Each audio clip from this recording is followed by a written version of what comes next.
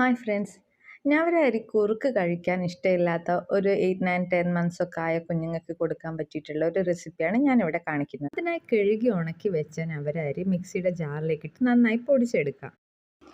ഇത് നോർമൽ പുട്ടിന് നനയ്ക്കുന്ന പോലെ നനച്ച് ഒരു അരമണിക്കൂർ അടച്ച് വെക്കണം.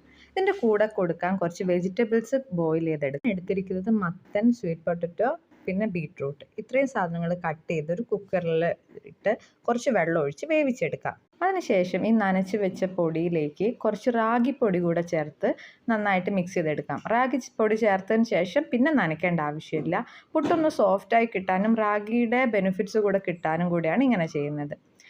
നോർമൽ അരിപ്പുട്ടിനേക്കാളും കുറച്ചുകൂടെ വേവുണ്ടാവും ഞവര അരിപ്പുട്ടിന്. അതുകൊണ്ട് തന്നെ ആവി വന്നതിന് ശേഷം ഒരു 5 മിനിറ്റ്സ് സിമ്മിലിട്ട് വേവിക്കുന്നത് നല്ലതായിരിക്കും. പുട്ടായതിനു ശേഷം ഞാൻ വെജിറ്റബിൾസ് വേവിച്ച വെള്ളം വെച്ച് പുട്ടൊന്ന് നനയ്ക്കുന്നുണ്ട്.